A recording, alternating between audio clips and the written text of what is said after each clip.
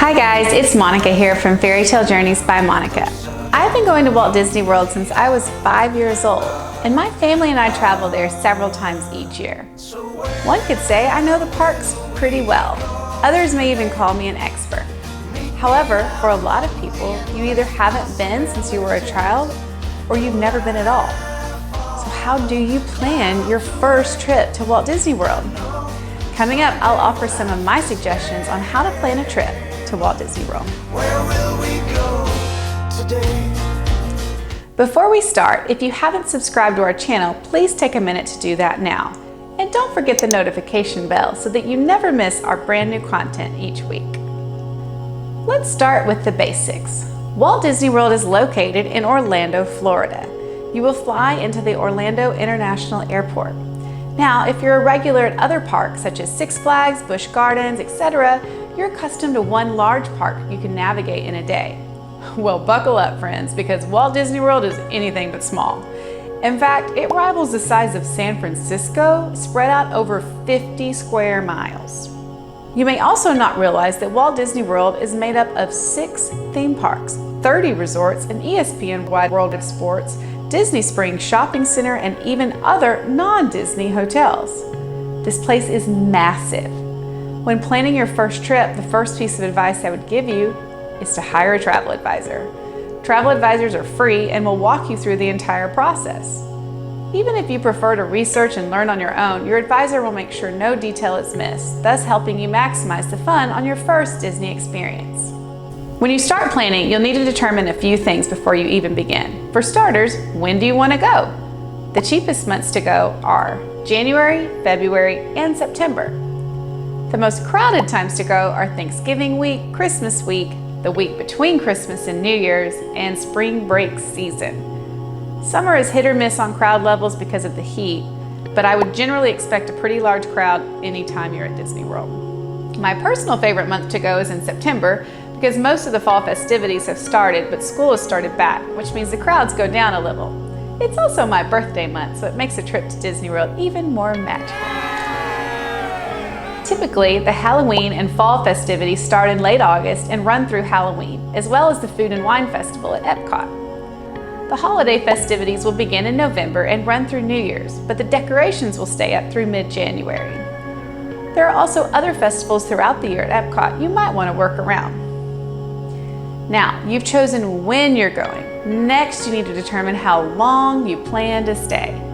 As I mentioned earlier, there are 6 parks at Walt Disney World: Magic Kingdom, Animal Kingdom, Hollywood Studios, Epcot, Blizzard Beach Water Park, and Typhoon Lagoon Water Park.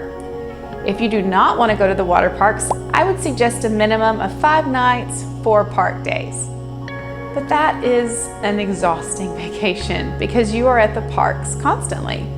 My personal sweet spot for Disney is 7 nights, 6 park days.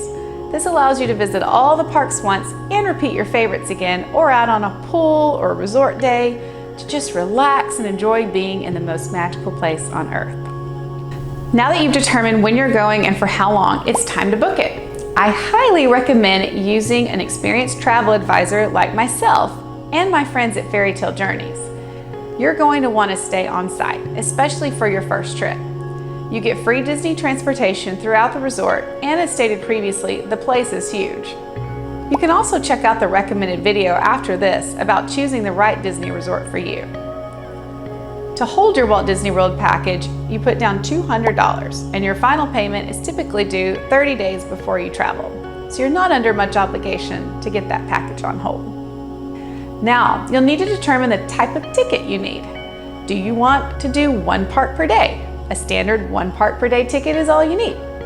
Or maybe you want to go to multiple parks in a day. Then you would need what they call a park hopper ticket. If you want to add the water parks, you'll want a park hopper plus ticket. Once you determine the type of ticket and the resort, it's time to set your itinerary. Currently, you do need to make park reservations for each day. Generally speaking, I normally recommend to clients to not go to Epcot on a weekend and try to avoid Magic Kingdom on a Monday. Also, if you're going during the Halloween or Christmas parties, I would recommend not going to Magic Kingdom on the day you have tickets for the party. Your party ticket is your admission. I would suggest going over to somewhere like Animal Kingdom that day, then going over to Magic Kingdom later that night. This will maximize your time at the parks. Once your park reservations are made, you're set, right? Wrong. Eating is very important on any vacation, but especially your Walt Disney World vacation. Currently, your dining reservation booking window opens at 6 a.m. Eastern Time 60 days before your first day of travel. At this point, you will need to log into your My Disney Experience account and make dining reservations for your trip. I typically recommend around 1 reservation per day because it's always nice to get in the AC and just take a break from the heat and the walking. Dining reservations are free to make, but you do have to cancel 24 hours before your reservation in order not to get charged. And you do have to prepay for Cinderella's royal table. Sidebar, if you have a good travel advisor, like myself, he or she will do this legwork for you. Now, it's finally time. You have arrived. You're at Walt Disney World, the happiest place on earth. Everything is planned. You're ready. You're prepared. What could go wrong? My best advice to clients while traveling to Disney is to be prepared, but stay flexible.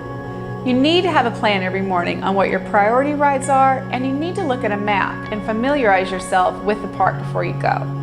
And also be prepared to throw that plan out the window when lines are longer than you expected or even shut down. You have to be flexible and remember to soak in the moments and have fun too. In the meantime, if you're ready to start talking about planning your Walt Disney World vacation, I would love to help with that. Please visit ftjtravelbymonica.com for a quote. Soon, I'll have another video that talks about how to navigate the parks. I'll also break down the 4 major parks at Walt Disney World to give you tips on how to navigate each park. Be sure to watch the recommended videos after this one. Thank you so much for watching. Please click that thumbs up button to like this video. Also, please make sure you subscribe and click that notification bell to get more awesome content like this one, and we will see you real soon.